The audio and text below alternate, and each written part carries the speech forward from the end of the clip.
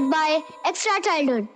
Hello, मैं RJ Renu आज स्वागत करती हूँ एक्स्ट्रा चाइल्डहुड रेडियो प्रोग्राम में। और मैं आज आपका परिचय करवाने वाली हूँ एक ऐसे सूत्रधार से जिन्होंने बच्चों के क्षेत्र में काफ़ी काम किया है, और हम देखते हैं कि कैसे उन्होंने इस जर्नी को शुरू किया है।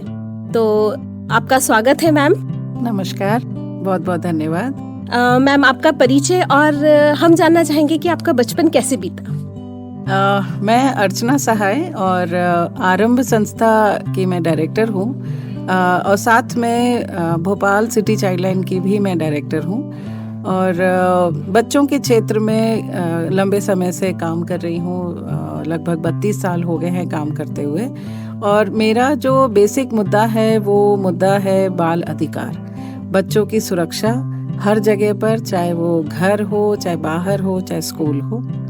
और जहाँ रहा सवाल जो आपने मुझसे पूछा है कि मेरा बचपन कैसा था, तो मेरा बचपन बहुत खूबसूरत था, क्योंकि मेरा बचपन हर वक्त बच्चों से घिरा हुआ था।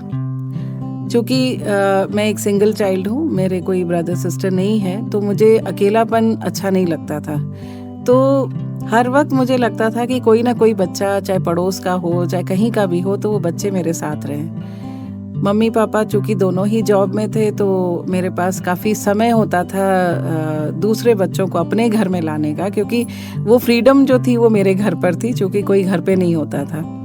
तो गर्मियों की छुट्टियां पूरे कॉलोनी के बच्चों की हमारे यहाँ ही बीतती थी। और शुरू से मेरी एक फितरत थी कि मैं बच्चों को कोई ना कोई गतिविधि में शामिल करती थी, या गाना सिखाना है, या डांस सिखाना है, या फिर हम बहुत सारे जो घर में जो सामान था, साड़ियाँ थी, हम स्टेज बनाते थे, फिर हम कल्चरल प्रोग्राम करते थे।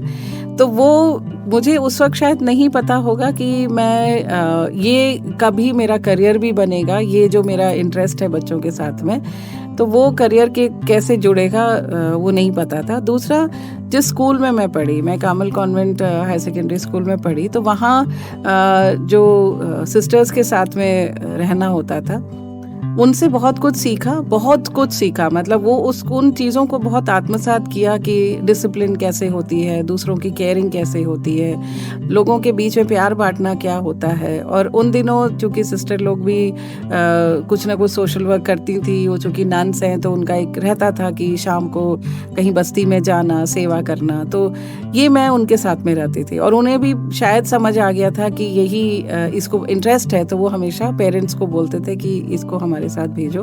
पेरेंट्स भी अलाउ करते थे, क्योंकि मेरे पास उन दिनों तो वैसे भी कोई रिक्रिएशन का कोई और जरिया नहीं होता था। तो ये सारी चीज़ें हुई। और साथ में स्कूल के अंदर कभी कोई बच्चा परेशानी में है, तो मैं एज अ आइडेंटिफाइड हो गई, जाने अनजाने में आइडेंटिफाइड हो गई कि यही है जो हेल्प करेगी। कोई बच्चा बीमार है तो उसको सिक रूम तक लेके जाना, या कोई बच्ची रो रही है साथ की, या छोटे क्लास का कोई बच्चे को परेशानी है, तो वो होते रहता था। तो मैं जब अपना बचपन देखती हूँ तो मुझे कभी ऐसा फीलिंग नहीं आया कि मेरा बचपन कहीं बहुत तकलीफ में था। हाँ, अकेलापन ज़रूर मुझे महसूस हुआ, क्योंकि पेरेंट्स जॉब में थे और भाई बहन नहीं है घर में। लेकिन चूंकि इतने सारे बच्चे अड़ोस पड़ोस के होते थे कि, और उनके ही पेरेंट्स जो उनकी मम्मियाँ थी जो हाउसवाइफ थी, वही एक तरह से मेरी माँ की तरह ही पूरे मेरे हर छोटे छोटे जो इश्यूज़ होते थे, या कभी मूड टैंट्रम्स होता था, तो मैं कहाँ जाऊँगी उसके लिए, क्योंकि उतना टाइम नहीं होता था घर में लोगों, या फिर घर में चूँकि ग्रैंड पेरेंट्स थे तो फिर उनकी तरफ मम्मी का ज़्यादा केयरिंग होता था ऑफिस के बाद में। तो ये सारी चीज़ों को सोचती हूँ। और फिर जब 11th में जब बोर्ड का एग्ज़ाम दिया, तब लगा कि बहुत मेहनत की। शायद मुझे याद नहीं कि उसके बाद मैंने कभी इतनी मेहनत की होगी। और डॉक्टर बनने की इच्छा थी, क्योंकि लोगों की सेवा करना है, वो एक फितरत बन गई थी। लेकिन जब बोर्ड का एग्ज़ाम दिया तो वो डॉक्टर बनने लायक वो मार्क्स नहीं मिले, तो लगा इससे ज़्यादा तो हम मेहनत कर ही नहीं सकते, इसी कैपेसिटी नहीं है। तो थोड़ा सा लगा कि क्या करें। फिर लगा लीक से कुछ तो हटके करना है, और हटके करने के लिए फिर बस यही सोचा कि कुछ नया किया जाए। मैं वो भीड़ वाली स्टाइल में वही कॉलेज में बीएससी करना, या वो पीएमटी का एग्ज़ाम देना, ये सब मन नहीं मान रहा था। लेकिन माँ को लगता था कि डॉक्टर बने, शुरू से उनकी इच्छा थी कि मैं डॉक्टर बनूं करके। लेकिन फादर हमेशा साथ रहते थे, जो करना है वो करो। लेकिन सोशल वर्क कभी एक डिग्री का कोर्स भी हो सकता है। शायद 1982 में वो सोच भी डेवलप नहीं थी। अब जब वो 1982 में जब बोला कि किसी से पता लगा कि सोशल वर्क की डिग्री मिलती है, ग्रेजुएशन होता है, Bhopal school of social sciences है जो कि सोशल वर्क की डिग्री देता है, ग्रेजुएशन देता है, फिर हम इंदौर जाएंगे क्योंकि और ज़्यादा सोच नहीं थी उतनी। तो हम करीब 3-4 लड़कियां थी जो सब ने ये तय किया कि जो सहेलियां थी आपस में, 5 लड़कियों ने तय किया कि हम सोशल वर्क पढ़ेंगे। तो माँ की नाराज़गी तो थोड़ी झेली, लेकिन पिता का, फादर का बहुत सपोर्ट था कि लेकिन उनका बस एक ही शर्त थी कि जो करो बेस्ट करो। तो किस्मत से BSW और MSW में मैं थ्रू आउट टॉपर रही और यूनिवर्सिटी पोजीशंस लिया। MSW में इंदौर में मुझे 3rd पोजीशन मिला। तो ये फिर ये करियर की तरफ कब रुझान हो गया। और अब मैं जब लुक बैक करती हूँ तो मुझे हर चीज़ बहुत खूबसूरत लगती है और मुझे लगता है कि भले बहुत आज के ज़माने के जो बच्चों को फैंसी चीज़ें मिली हैं वो शायद हमारे पास नहीं थी, लेकिन हम बहुत खुश थे। एंड वही खुशी जो है वो आज तक बरकरार है। और आज भी बच्चों के बीच में घिरे रहना, इस उम्र में भी आके ऐसा लगता है कि हर वक्त बच्चे होने चाहिए साथ में। ये एक मेरा बचपन था। अभी आपने जो आरंभ में रहते हुए अभी ऐसे बच्चों के किन किन मुद्दों पर काम किया है? आरंभ चूँकि एक सोच थी कुछ नया करने की। और भोपाल में जब ग्रेजुएशन के दौरान जब सोशल वर्क ग्रेजुएशन कर रहे थे तब गैस ट्रेजेडी हुई जी। गैस ट्रेजेडी में एज सोशल वर्क स्टूडेंट हमने बहुत काम किया। हॉस्पिटल्स में जाके पेशेंट्स के साथ काम किया, जो कि कॉलेज से ही जाया जाता था। तो बच्चों की तकलीफ़ों को देखा और मेरी नज़र हर वक्त बच्चों पर कि कौन सा बच्चा है जो बहुत तकलीफ में। तो उन दिनों ये लगा कि ये इस शहर को बहुत सारे काम की ज़रूरत है। सरकारी आंकड़े कुछ कहते थे, लेकिन ग्राउंड रियलिटी कुछ और थी जो हमने देखी और महसूस की। लेकिन सीखना बहुत ज़रूरी है कि हम अचानक से फील्ड पे नहीं उतर सकते। ऐसे करके कुछ इंटरनेशनल ऑर्गेनाइजेशंस के साथ 4-5 साल काम किया और काम करने के बाद फिर वापस भोपाल आके काम शुरू किया। और बेसिक मुद्दा था और सबसे अच्छी बात जो मैं अपनी खुशकिस्मती या अपने संस्था की खुशकिस्मती समझती हूँ कि 1992 में भारत सरकार ने 11 दिसंबर को बाल अधिकार समझौते के ऊपर हस्ताक्षर किए जी।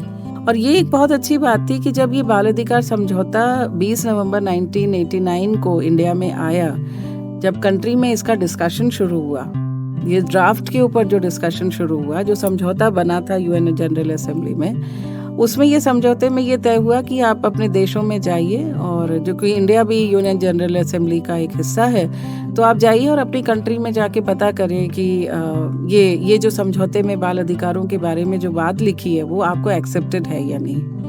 तो वो जब कंट्री में आया इंडिया में, तो फॉर्चुनेटली चूंकि मैं दिल्ली में थी और एक इंटरनेशनल ऑर्गेनाइजेशन के साथ काम कर रही थी, तो वहाँ मौका मिला उसको रिव्यू करने का, देखने का। तो क्योंकि एक CSO रिव्यू भी मिलना बहुत ज़रूरी था। गवर्नमेंट तो दे ही रही थी अपना रिव्यू, लेकिन एक ऑल्टरनेट रिपोर्ट भी जो आज भी जाती है, ऑल्टरनेट रिपोर्ट, तो वो जब देखा तो उसमें एज ए संस्था के मैं काम करते हुए उसको देखने का मौका मिला, उसको आत्मसात करने का मौका मिला। और जब हम भोपाल आए तो उसी टाइम 11 दिसंबर को हस्ताक्षर किए भारत सरकार ने। तो लगा यही तो चाहिए था कि ये जो बातें लिखी हैं, जो 54 अधिकार इसमें लिखे हुए हैं समझौते में, और जो सरकार प्रतिबद्ध है इसको देने के लिए, तो हम भी एक उसका हिस्सा बनेंगे। तो child rights became my passion. और यही लगा कि जब भी जो भी, क्योंकि पूरे सारे बच्चे तो नहीं कवर होते ना, जितने बच्चे संपर्क में आएंगे, कोशिश रहेगी कि उनके अधिकारों को, उनके राइट टू पार्टिसिपेशन के साथ में, और उनको अपने पे डिपेंडेंट ना बनाते हुए, नहीं तो सोशल वर्क की एक फितरत होती है कि उसकी जो ज़रूरत है उसको पूरा करो और हमारा काम खत्म हुआ। पर वो फितरत हम नहीं रखना चाहते थे। हम चाहते थे कि लोग अपनी समस्याओं को समझें, अपनी समस्या को समझते हुए खुद मतलब निर्णय लें कि मुझे क्या करना है, रास्ते हम दिखा सकते हैं। तो ये काम। मैम, हम जानना चाहेंगे कि ये जो आरंभ आपने संस्था का नाम रखा है, तो किस सोच के साथ, या इसका क्या रीज़न था कि आरंभ कैसे होना चाहिए, तो सभी श्रोता जानना चाहेंगे। जी, बहुत अच्छा सवाल आपने पूछा। आरंभ क्यों? इसीलिए कि जब मैंने बताया कि जब बच्चों के साथ हम वापस भोपाल आए, मतलब, और इस पूरे जर्नी में मेरे हस्बैंड का बहुत बड़ा साथ रहा, क्योंकि वो भी मेरे बैचमेट ही थे MSW के दौरान। और आज भी जो उनकी सोच है वो यही है कि बच्चों के अधिकारों के लिए क्या और किया जा सकता है, किस सेक्टर को जोड़ा जा सकता है, उसको जोड़ते चले जाओ। और आज भी हम उसी पे काम कर रहे हैं। तो जब हम सोच रहे थे कि हम संस्था का नाम क्या रखें जी, और चूंकि हम स्ट्रीट चिल्ड्रन के साथ काम कर रहे थे दिल्ली में, मैं और मेरे हस्बैंड दोनों ही काम कर रहे थे, तो लगा जब भोपाल आए तो लगा कि यहाँ पे प्लेटफॉर्म पे रहने वाले बच्चों को कोई सुनने वाला नहीं है, या इनकी तरफ कोई ध्यान नहीं है, कोई योजना नहीं है, कोई सोच नहीं है उस तरह की।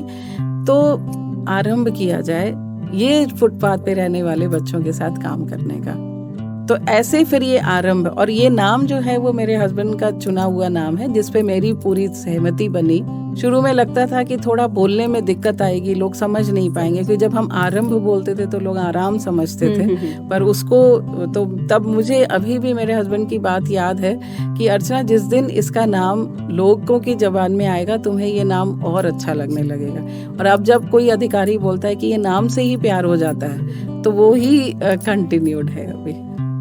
आपके परिवार में और कौन है मैम?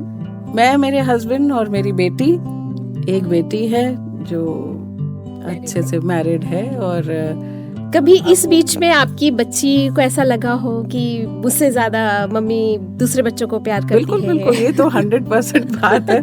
आज भी कहती है वो ये बात को, और वो कभी कभी बहुत पॉजिटिव भी हो जाती थी। बट जैसे जैसे वो बड़ी हुई उसको समझ आया कि माँ जो है वो सिर्फ मेरे अकेले की नहीं है, क्योंकि कई बच्चे मुझे अभी भी मम्मी बुलाते हैं या माँ बुलाते हैं, ये ऐसे करके। तो उसको छोटी थी तो मुझे याद है वो कहती थी कि मैं ही तुम्हारी बेटी हूँ और कोई तुम्हारी बेटी नहीं है। और जब हमने 98 में जब ये चाइल्ड हेल्पलाइन आया, क्योंकि हम चाइल्ड हेल्पलाइन भी रन कर रहे हैं, तो 98 में ये शुरू हुआ। तब जैसे जैसे क्योंकि ये बहुत डिफ़िकल्ट काम था, क्योंकि बहुत बहुत डिफ़िकल्ट था, मतलब शुरू में लोगों की सोच डेवलप नहीं थी और इतनी तकलीफ़ें, इतनी परेशानियाँ। और सबसे बड़ा चीज़ चाइल्ड लाइन कोऑर्डिनेटिंग एजेंसी है, तो एक बच्चे को अलग अलग लोगों तक पहुंचाना यही चाइल्ड लाइन का काम है। तो वो जो दूसरे लोग हैं, जो दूसरे स्टेक होल्डर्स हैं, उनको इस बारे में समझाना या उनसे उस बच्चे के अधिकारों को मांगना और या दिलाना, ये बहुत बड़ा चैलेंज था। लेकिन आज 25 साल के बाद ऐसा लगता है कि अभी तो सब कोई तैयार है हमें मदद करने के लिए। तो बेटी ने सवाल कई बार उठाए कि, और कई बार वो कहती भी थी कि मैं खुद तो कहीं शिकायत ही नहीं कर सकती हूँ, क्योंकि 10-9-8 तो दूसरे बच्चों के लिए है और ये 10-9-8 मेरे लिए है ही नहीं। तो हम पूछते थे क्यों? बोले वो तो घर में ही बैठा है, तो 10-9-8 में किसको शिकायत करूँ? तो कोई नहीं है मेरे लिए, तो मेरे लिए अलग हेल्पलाइन चलना चाहिए। तो कभी कभी एक समय, कभी अब चूंकि वो बड़ी हो गई है, अब शादी भी हो गई है, और लेकिन अभी मुझे लगता है कि कहीं ना कहीं मैंने उसके बचपन के साथ शायद कहीं ना इंसाफी की है। वो अब फील होता है। चलिए, आपकी जर्नी तो काफ़ी अच्छी, रोचक रही है। अब हम ये जानना चाहेंगे कि आपके साथ में भी लगभग ऐसे कितने बच्चे जुड़े हुए हैं और आप आगे उनके साथ में क्या सपना देखती हैं? बच्चे तो अनगिनत हैं, शायद मैंने कभी गिनती नहीं करी उन बच्चों की। और चाइल्ड लाइन की अगर बात करें तो एवरेज साल का 1000 और 1100 बच्चों का एक टारगेट हमको मिला है। या कोई फोर्स नहीं होता है कि आपको इतना ही टारगेट पूरा करना है, ये तो जितने बच्चे, मतलब ऑन एन एवरेज जो है वो हमको इतने बच्चे। तो आप सोचिए कि 25 साल में इतने सारे बच्चे जिनको मदद मिली। हाँ, लेकिन जो डायरेक्ट हमारे साथ अभी भी जुड़े हुए पुराने बच्चे भी, जो उन दिनों के प्लेटफॉर्म के बच्चे थे, जो अब बड़े हो गए हैं, और क्योंकि हमने बहुत सारा काम उनके साथ किया, उनके लाइवलीहुड को बेटर बनाने के लिए बहुत सारा काम किया। वोकेशनल ट्रेनिंग प्रोग्राम्स बहुत किए, कारपेंट्री यूनिट्स चलाए उनके लिए, मतलब जितना हो सकता था हम लोगों ने किया। इसमें मैं फंडिंग पार्टनर्स की भी धन्यवाद देना चाहूँगी कि उन्होंने काफ़ी फाइनेंस दिया, तभी जाके हम इतना कर भी पाए। और अभी भी वो चल ही रहा है। तो जहाँ तक मुझे ध्यान है कि लगभग 1,500 से 2,000 बच्चों के साथ डायरेक्ट लिंक बना है, और उनके माध्यम से दूसरे बच्चों को जो मदद पहुँची है वो ग्रेट है। वो तो नंबर तो कोई अनगिनत नंबर है वो। तो आपका बहुत बहुत धन्यवाद आज के इस कार्यक्रम में शामिल होने के लिए। Thank you ma'am. Thank you. And extra childhood को भी मैं धन्यवाद देना चाहूँगी कि उन्होंने मुझे अपनी बात रखने का मौका दिया।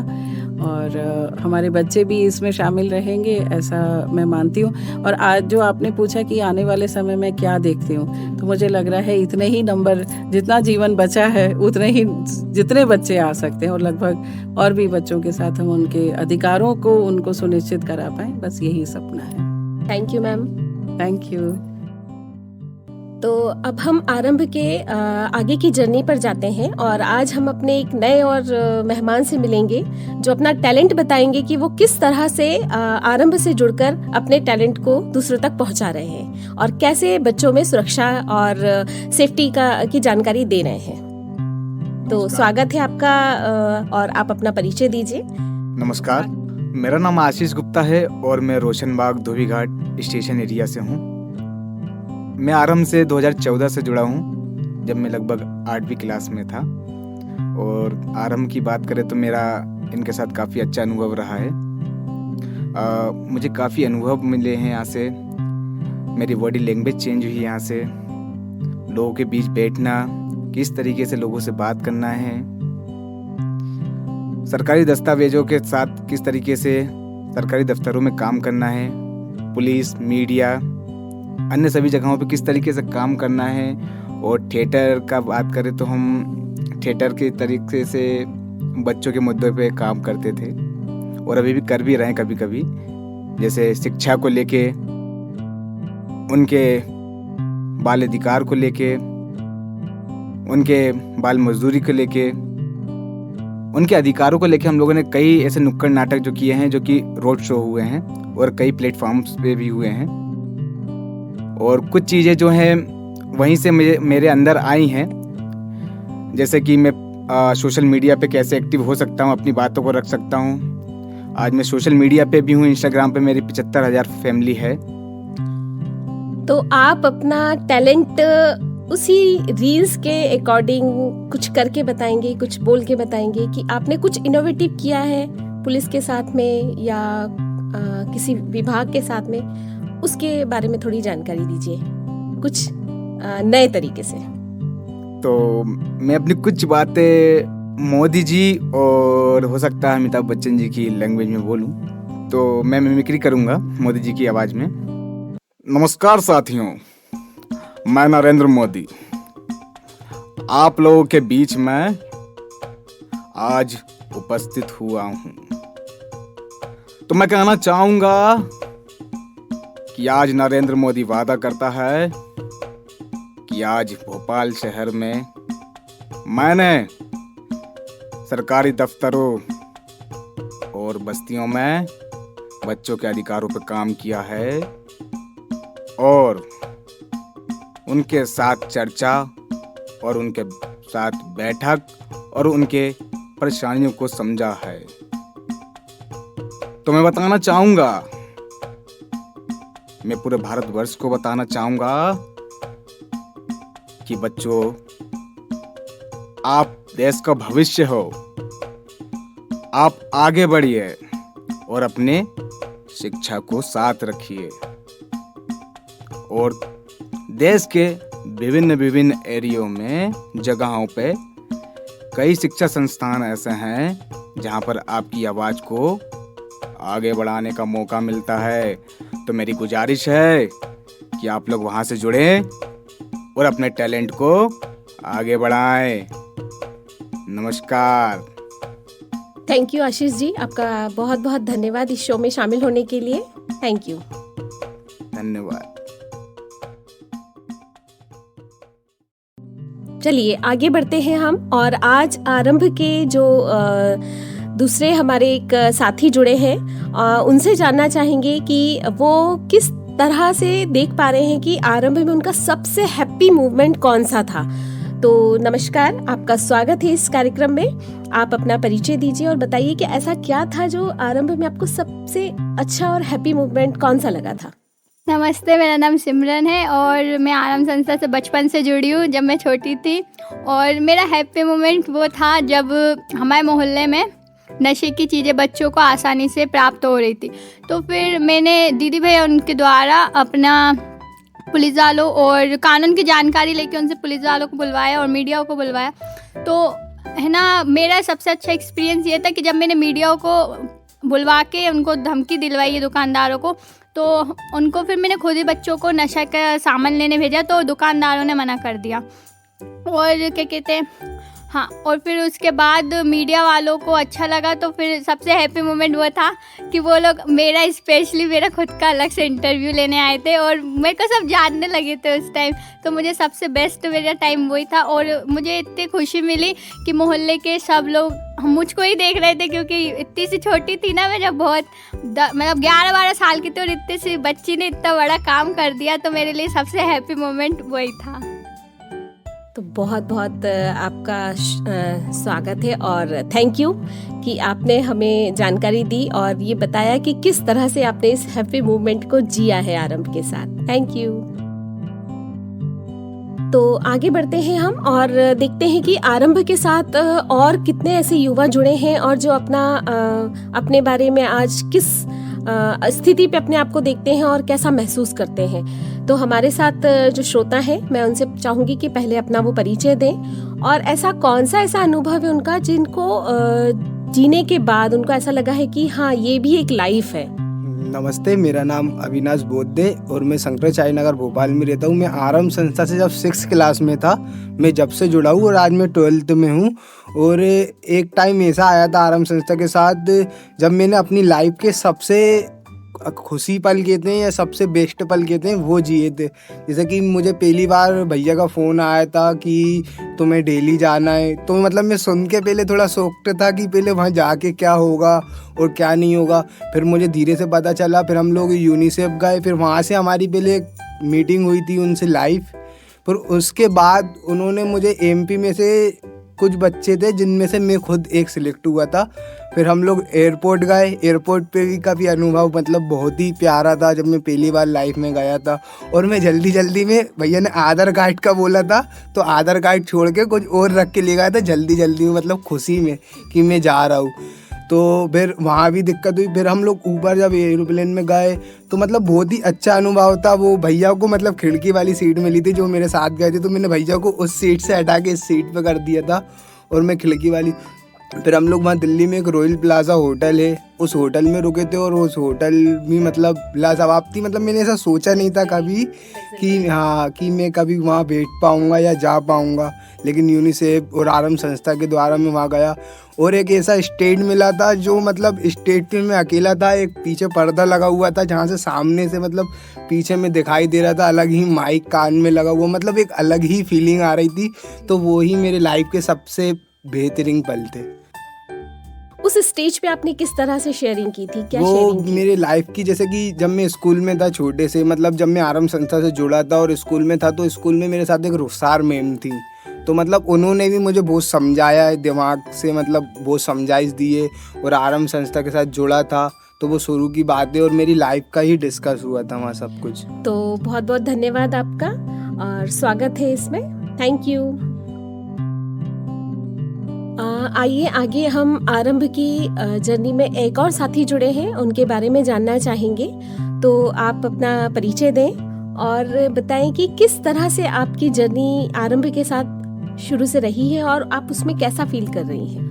सबसे पहले तो नमस्ते सभी साथियों को। मैं सोनू राणा भोपाल मध्य प्रदेश की निवासी हूँ। तो जैसा कि बताया गया है कि मैं आरंभ संस्था से हूँ। हम एक स्लम एरिया से बिलोंग करते हैं। तो वहाँ पे ये एज़ा NGO के रूप में चालू हुआ था। तो हम सभी लोग जाते थे, बड़े भी लोग जाते थे, तो हम उनके साथ ही जाते थे। फिर धीरे धीरे इंटरेस्ट आया, पर लोगों ने यही कहा कि NGO में कुछ नहीं है, कुछ नहीं मिलता, आप मत जाइए। फिर भी हम लोग गए और हम लोगों ने कई सारी चीज़ें सीखी। इसी बीच हमारे यहाँ रोड की बहुत परेशानी थी, तो हम लोगों को सिखाया गया था कि RTI कैसे लगाती है। तो हम लोगों ने RTI वगैरह लगाई। इसके बाद धीरे धीरे जर्नी आगे बढ़ती गई। तो मैं आरंभ से जुड़कर मैंने बहुत सारे काम किए। सबसे ज़्यादा मैंने चाइल्ड प्रोटेक्शन पे काम किया है। हम लोग बस्ती लेवल पे जाके बच्चों को चाइल्ड प्रोटेक्शन की जानकारी देते हैं। इसके बाद मेरा सबसे हैप्पी मोमेंट ये रहा था कि हम लोगों को यूनिसेफ की तरफ से युवा चैम्पियनशिप अवार्ड मिला था। इसके बाद मैं 2022 में नेशनल इवेंट में दिल्ली गई थी, क्योंकि 2000 जब कोविड आया उसके बाद जो मैंने काम किया ऑनलाइन उसके लिए मेरा चयन हुआ था। चयन में भी मुझे कई सारे प्रोसेस से गुजरना पड़ा। उसके बाद मैं दिल्ली गई, 2 लाख बच्चों में से मेरा चयन हुआ था। ये मेरे बहुत हैप्पी मोमेंट रहे। तो आपकी जर्नी बहुत ही अच्छी रही है और आगे के लिए भी आपको बेस्ट ऑफ लक। आगे बढ़ते रहिए। Thank you. तो आपका स्वागत है। और आरंभ के हम इस जैसे नाम से जानते हैं कि आरंभ, और इस आरंभ में हम देख रहे हैं कि हमारे पास बहुत सारे टैलेंट की भरमार है। तो हम ऐसे ही एक अगले साथी से मिलने वाले हैं और हम आपका नाम जानना चाहेंगे। आप अपना परिचय दें और आप कैसे इस संस्था से जुड़े हैं और आप किस तरह से अपने आप को देख पा रहे हैं उसके बारे में बताएं। जी मैं बता सकती हूँ। मेरा नाम स्नेहा पंथी है। मैं शिवनगर भोपाल से हूँ, 80 फीट रोड पर रहती हूँ। मैंने अभी 12th पास करी है। मतलब सर्जन में मेरा एक फैमिली टाइप का रहा है एक्सपीरियंस, क्योंकि ये 15 दिन का कैंप था और इसमें मतलब मैं एक अच्छे से एक्सपीरियंस बताऊं तो फैमिली ही थी हमारी एक तरीके से। क्या है ये सर्जन, थोड़ा सा आप इसके बारे में बताएं। सर्जन में हमें सिखाया जाता है कुछ तरीके से, मतलब कि बेटियों को मतलब कि बताया है कि लड़कियों को कुछ प्रॉब्लम्स होती हैं जो बता नहीं पाती हैं। अपनी सेल्फ डिफेंस सिखाई जाती है, उनको मोटिवेट किया जाता है, उनको कुछ मोटिवेटेड कर उनसे कहा जाता है कि समाज से वो लड़ सकती हैं। अच्छा, तो आप अपना टैलेंट कैसे इसमें देख पाई हैं? वो कौन सा टैलेंट है उसको सभी श्रोता जानना चाहेंगे। मैम मेरा सर्जन में ये था कि 15 डे का ये था, सर्जन कैंप था। इसमें जो मतलब कि लास्ट डे था जिसमें हमें बताना था, सब ने कुछ ना कुछ करा था। जैसे बच्चों ने मॉडलिंग की, सब ने कुछ करा। मेरे कहने एक आया, सर ने बोला कि इसमें रैपिंग कर सकते हैं, तो मैंने कहा हाँ मैं कर सकती हूँ। तो मैंने उसमें एक अपना रैप बनाया। पहले डिटेल्स इकट्ठा करी, आरंभ है क्या कहा है, मैंने इसमें डिटेल्स इकट्ठा करी, मैंने बनाया। फिर उसको मतलब पब्लिक को बताया, अपना एक्सपीरियंस बताया कि क्या है, कैसा है आरंभ में, आप क्या कर सकते हैं, ये बताया गया। और मेरा बहुत अच्छा रहा, उसमें सबको पसंद आया। क्या हम आपका ये रैप सॉन्ग थोड़ा सा सुन सकते हैं? हमारे सारे श्रोता इसको सुनना चाहेंगे। जी मैम बिल्कुल। 2022 15 जून में हुआ शुरू, किया था हमने ये आरंभ का शुरू। छोटी छोटी बेटियों को किया था शुरू, आरंभ में मोटिवेट किया था यूं, किया था मोटिवेट बेटियों को। ना डरना नहीं, कभी झुकना नहीं, बस आगे तुम देखो, बढ़ना यहीं। ये हमें जो को हेरा कहते रहेंगे, किसी के आगे हम झुक ना सकेंगे। बेटियों से कहा है झुकना नहीं है, आगे तुम बढ़ती जाओ। इस बात से कहा था। डीसीपी सर को भी बड़ा पसंद आया और सबको पसंद आया था। मेरे लिए बहुत खुशी की बात थी। तो स्नेहा जी, आपको बहुत बहुत शुभकामनाएं आगे बढ़ने के लिए, और आप ऐसे ही हमारे लिए भी बहुत सारे रैप सॉन्ग बनाती जाएं। Thank you. तो आगे हम बढ़ते हैं और आरंभ के इस खजाने को और हम खोल कर देखते हैं कि आज एक नया और कौन सा टैलेंट हमारे सामने है। तो आइए हम अपने साथी से मिलते हैं। आप अपना परिचय दें। मेरा नाम नमन शर्मा है। मैं करोस से आया हूँ और आरंभ से मैं जुड़ा हुआ हूँ। बच्चों के लिए कुछ शायरी है मेरे लिए, वो सुनाना चाहता हूँ। तो आपका टैलेंट शायरी है? जी, मेरा टैलेंट शायरी है। बिल्कुल, तो आप सुनाएं अपनी शायरी। जी। हमारी तड़प तो कुछ भी नहीं है हजूर, सुना है आज भी बच्चे मुस्कुराने से पहले सोचते हैं। टूटे हुए सपनों को सजाना आता है, रूठे हुए दिल को मनाना आता है। ज़माने से कह दो हमारे ज़ख्म की फिक्र ना करें, हमें दर्द में भी मुस्कुराना आता है अब। तो आगे बढ़ते हैं हम और इस अंतिम चरण में हम देखते हैं कि हमारा साथ जो साथी जुड़े हैं वो किस तरह से अपना मैसेज दूसरों तक पहुंचाना चाहते हैं। तो आपका स्वागत है इस कार्यक्रम में और आप अपना परिचय दीजिए कि आप कहाँ से आए हैं और आपका नाम क्या है और आप किस तरह का मैसेज और दूसरों तक पहुंचाना चाहेंगे। हेलो, मेरा नाम हर्षिता कुशवाहा है। मैं करूद से आई हूँ। मैं लगभग कम से कम 6 महीने से आरंभ से जुड़ी हुई हूँ। इसमें आने के बाद मैंने बहुत कुछ सीखा है, बहुत ज़्यादा मोटिवेशन सीखा है, बहुत सारा मोटिवेशन मिला है इससे मुझे। और मैं आगे मुझे इसमें आने के बाद बहुत खुशी भी हुई है कि मुझे पता नहीं था कि मैं इतना अच्छा या फिर इतनी अच्छी जगह आ भी पाऊँगी। या बाकी सब कुछ। और मैं ये भी चाहूँगी कि मैं आगे लड़कियों के साथ और आगे जुड़ी रहूँ इसके साथ, और बाकी सारी लड़कियों को भी मोटिवेट करूँ। और मैं यही चाहूँगी कि लड़कियाँ भी कभी लड़कों से कम नहीं होती, और जो लड़कियाँ सोचती हैं ना कि हम ये नहीं कर सकते, वो नहीं कर सकते, वो सब कुछ कर सकती हैं। तो आपका मैसेज आज पूरा लड़कियों के लिए है। यस, हाँ, मेरा मैसेज पूरा लड़कियों के लिए है। जो लड़कियाँ सोचती हैं हम कुछ नहीं कर सकते, या फिर घर वालों के प्रेशर में आके ये कि मतलब घर वालों ने बोल दिया बस हम नहीं पढ़ा रहे, लड़की है, हम ये नहीं कर सकती, वो नहीं कर सकती, अरे ये तो लड़की है। तो नहीं, ऐसा नहीं है। हाँ, लड़कियाँ भी बहुत कुछ कर सकती हैं और वो आगे बढ़ सकती हैं। हर एक फील्ड में लड़कियों के लिए आज बहुत अच्छी जगह है। इसलिए मेरा मैसेज खास करके लड़कियों के लिए है, और जो ये सोचती हैं कि हम कुछ नहीं कर सकते हैं। हाँ, थोड़ा घर वाले बोलते हैं कि हाँ नहीं, ये नहीं, वो नहीं कर सकती, बस थोड़ा घर वालों से लड़ना पड़ता है इसलिए। तो आपका बहुत बहुत धन्यवाद हमारी दूसरी लड़कियों के साथ मैसेज पहुंचाने के लिए। Thank you. धन्यवाद। हम आरंभ के इस अंतिम चरण पे हैं और अब हम बच्चों के साथ साथ हम वहाँ के स्टाफ से भी मिलना चाहेंगे, उनसे भी चर्चा करना चाहेंगे। तो सभी श्रोता जानना चाहते हैं कि आप किस पोस्ट पे हैं और आप किस तरह से यहाँ आरंभ संस्था से जुड़े हैं और आपका अभी वर्तमान में वर्क क्या है, थोड़ा आप इसके बारे में जानकारी दें। धन्यवाद रेनी जी। मेरा नाम विजय यादव है और मैं अपने स्टूडेंट लाइफ से ही आरंभ से जुड़ा हुआ हूँ। पहले मैंने चाइल्ड लाइन में एज अ वॉलंटियर काम किया, जहाँ मुझे बच्चों के साथ काम करना, उनकी सुरक्षा को लेके काम करना बहुत ही अच्छा लगता था। और वहाँ से जुड़ते जुड़ते इसे ही मैंने एज अ प्रोफेशन अपनाया और मैंने अपनी काम करने के साथ साथ पढ़ाई कंप्लीट करी, MSW किया। अभी वर्तमान में मैं साइकोलॉजी कर रहा हूँ। और आरंभ संस्था में एक प्रोजेक्ट है safe city, UNICEF supported project है। मैं उसमें सेंटर कोऑर्डिनेटर, प्रोजेक्ट कोऑर्डिनेटर के पद पे हूँ। और बच्चों के साथ उनकी सुरक्षा को लेके काम करना, यूथ वॉलंटियर्स के साथ काम करना, समूह बनाना, विभागों के साथ पैरवी करना, बच्चों की जो भी समस्याएं बस्ती में हैं उनकी सुरक्षा से संबंधित उनको विभागों तक हम कैसे यूनिक तरीके से पहुंचा सकते हैं और इनका समाधान करवाना, ये हमारा बेसिक काम होता है। बच्चों को अलग अलग विषयों की जानकारी देना ताकि वो सुरक्षित रहें और नई नई चीज़ें एक्सप्लोर करें, नई नई चीज़ों से जुड़ें, ये हमारा बेसिकली काम होता है। विजय जी, हम जानना चाहेंगे कि बच्चे किस समय पे ज़्यादा आपको याद करते हैं? बच्चे वैसे तो लगभग बच्चों से जुड़ाव बहुत अच्छा है क्योंकि इस फील्ड में काफ़ी समय हो गया है। और बच्चे मैं कहूँ तो अधिकतर जब किसी क्रूशियल स्थिति में होते हैं, खास तौर पे परिवार के साथ, तब मुझे याद करते हैं। परिवार के साथ किसी चीज़ को मनवाना हो या कोई चीज़ उन्हें करनी हो और परिवार उस तरीके से सपोर्ट ना कर रहा हो, उस स्थिति में बच्चे मुझे ज़्यादा याद करते हैं। तो बहुत बहुत धन्यवाद आपका, जो आपने हमें हमारे शो पे आज अपना जानकारी दी। और आगे भी हम चाहेंगे कि सारे बच्चों को आप ऐसे ही सपोर्ट करते रहें। Thank you. धन्यवाद। आपका स्वागत है एक्स्ट्रा चाइल्डहुड रेडियो कार्यक्रम में।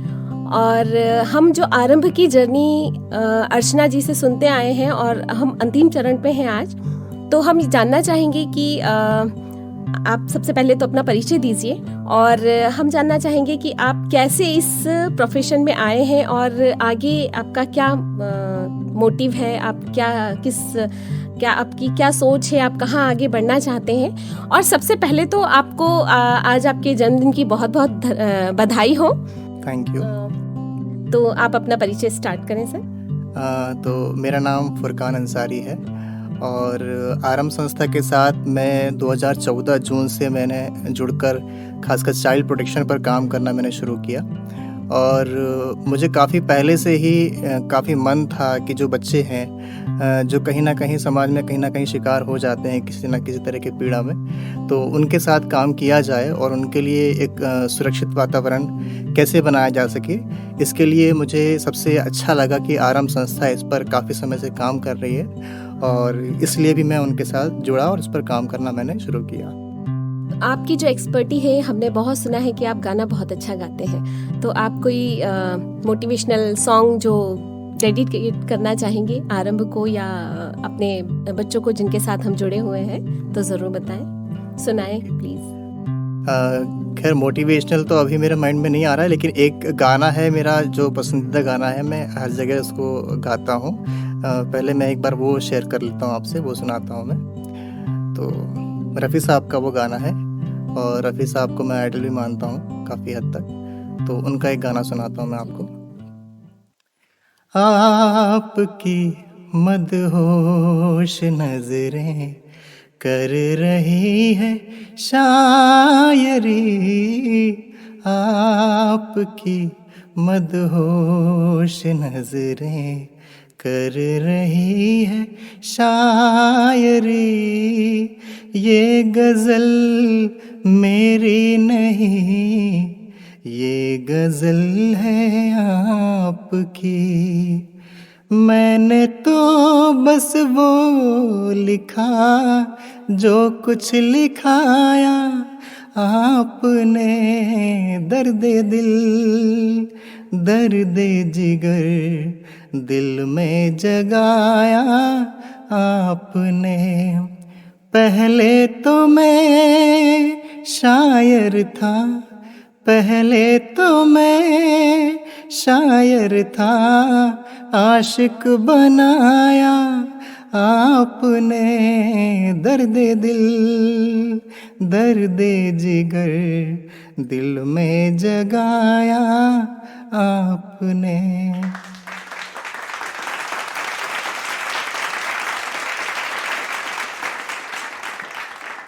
बहुत अच्छा, थैंक यू फुरकान जी, आपका बहुत बहुत स्वागत है और थैंक यू आपका, आपने इतना समय दिया, थैंक यू।